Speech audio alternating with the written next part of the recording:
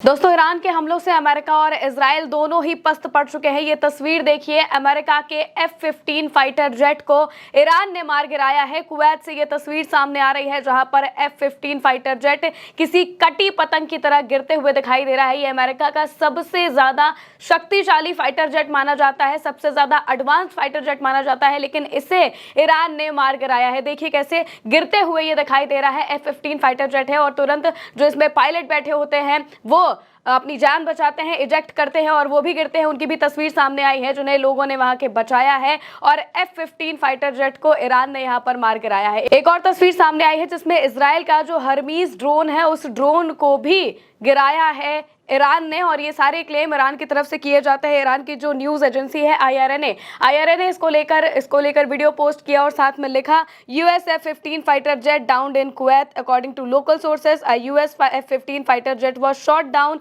In the skies above Kuwait earlier on Monday morning. Tehran Times ने drone के बारे में लिखा है। तेहरान टाइम्स लिखता है, Iran's air defence system successfully downed an Israeli Hermes drone before it could carry out an offensive operation in the country. यानी कि ईरान अब और भी ज्यादा ताबड़तोड़ हमले करते हुए दिखाई दे रहा है। इससे पहले खबर सामने आई थी कि अमेरिका के 3 से भी ज्यादा जो सैनिक है वो मारे जा चुके हैं। ट्रंप ने खुद इस बात को कहा है कि अभी और सैनिक मारे जाने की आशंका बताई जा रही है। इसके अलावा इजराइल में पूरी तरह से हमलों की बौछार कर दी गई है और इजराइल को खंडहर में तब्दील करता हुआ दिखाई दे रहा है। और वहीं दूसरी तरफ जो ईरान की नेशनल सिक्योरिटी काउंसिल के सचिव है अली लारिजानी, उन्होंने एक नया बयान दे दिया है और इस बयान में उन्होंने साफ कहा है कि हम समझौता किसी भी कीमत पर नहीं करेंगे। बीते दिनों ट्रंप ने एक बयान दिया था। ट्रंप ने अपने बयान में कहा था कि जो ईरान की नई जो लीडरशिप तैयार हो रही है, उस लीडरशिप ने हमसे बात करने की बात कही है और इसको लेकर तमाम खबरें आने लगी थी।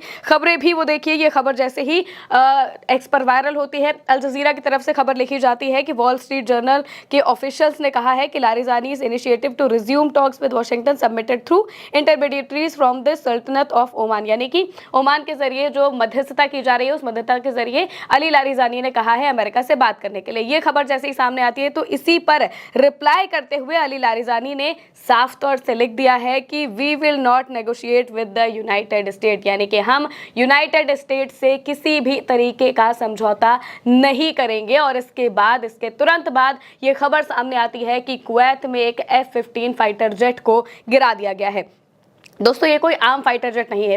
इसके स्पेसिफिकेशन के बारे में भी जानना जरूरी है। इसको देखिए, इसमें लिखा है कि इसके क्रू में 1 या फिर 2 जो सिंगल सीट है वो हो सकती है।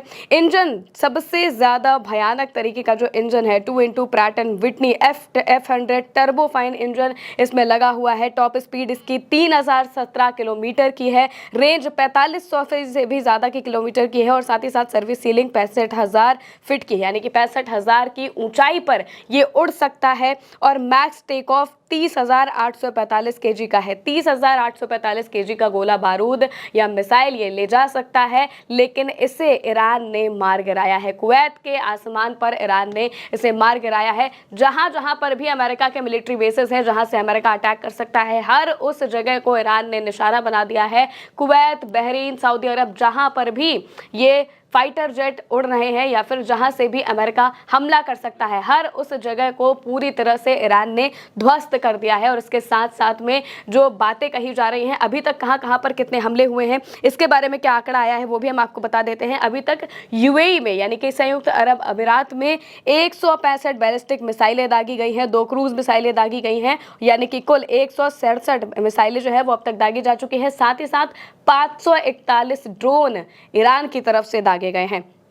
कुवैत पर 97 बैलिस्टिक मिसाइलें दागी गई हैं, 283 ड्रोन दागे गए हैं। बहरीन पर 45 मिसाइलें और 9 ड्रोन। कतर पर 18 बैलिस्टिक मिसाइलें। कुछ रिपोर्ट तो ये भी कह रही हैं कि 65 तक जो मिसाइलें हैं वो दागी गई है और साथ ही साथ आधिकारिक आंकड़े जो है वो 18 से 44 के बताए जा रहे हैं बैलिस्टिक मिसाइलें दागने के।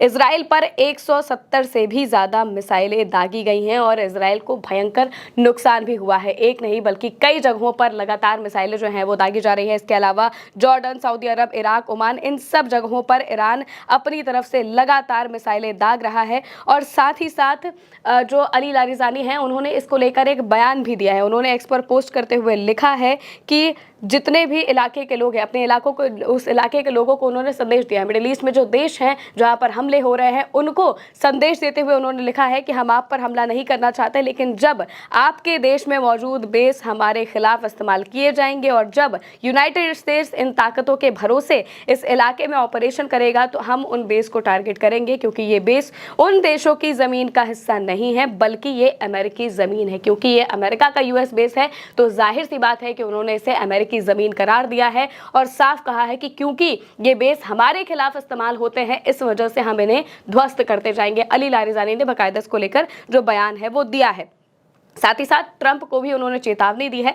चेतावनी देते हुए उन्होंने अगले पोस्ट में लिखा है कि ट्रंप अपनी भ्रम वाली कल्पनाओं से इलाके में अफरा तफरी मचा रहे हैं और अब उन्हें और ज्यादा अमेरिकी सैनिकों के मारे जाने का डर है। अपने भ्रम वाले कामों से उन्होंने अपने बनाए अमेरिका फर्स्ट नारे को इजराइल फर्स्ट में बदल दिया है और इजराइल की सत्ता की भूखी इच्छाओं के लिए अमेरिकी सैनिकों की बलि दे दी है और नई मनगढ़ंत बातों के साथ वो एक बार फिर अपने ही चरित्र हनन की कीमत अमेरिकी सैनिकों और परिवारों पर डाल रहे हैं। आज ईरानी देश अपना बचाव कर रहा है। ईरान की सेना ने हमला शुरू नहीं किया है। साफ तौर से कह दिया है कि ईरान की सेना ने हमला शुरू नहीं किया था, लेकिन खत्म इसे हम ही करेंगे और ये भी कह दिया है कि we will not negotiate with the United States, यानी कि हम यूनाइटेड स्टेट्स से किसी भी तरीके का समझौता नहीं करेंगे।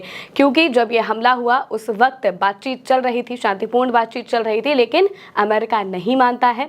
इजराइल और अमेरिका मिलकर ईरान पर एयर स्ट्राइक कर देते हैं। खामनेई की जान चली जाती है, टॉप लीडर्स की जान चली जाती है, लेकिन फिर भी ईरान वैसे ही खड़ा है जैसे उनके होने पर खड़ा रहता और इसी वजह से लगातार मिसाइलें दागी जा रही हैं। F-15 फाइटर जेट तक को उड़ा दिया गया है और साथ ही साथ लगातार जो टेंशन है वो बनी हुई है और ईरान अपनी तरफ से लगातार मिसाइलें दागकर इस बात को कह रहा है कि हम पीछे हटने वाले नहीं हैं। इसके अलावा जो ईरान के विदेश मंत्री हैं अब्बास अरागची, उन्होंने भी एक खास बयान दिया है। उन्होंने एक्स पर पोस्ट करते हुए लिखा है कि हमारे पास अपने पूरब और पश्चिम में यूएस सेना की हार की स्टडी करने के लिए 2 दशक का समय था। हमने उसी हिसाब से सबक शामिल किए हैं। हमारी राजधानी में बमबारी का हमारी युद्ध करने की क्षमता पर कोई असर नहीं पड़ेगा। डिसेंट्रलाइज्ड मोज़ेक डिफेंस हमें यह तय करने में मदद करता है कि युद्ध कब और कैसे खत्म होगा।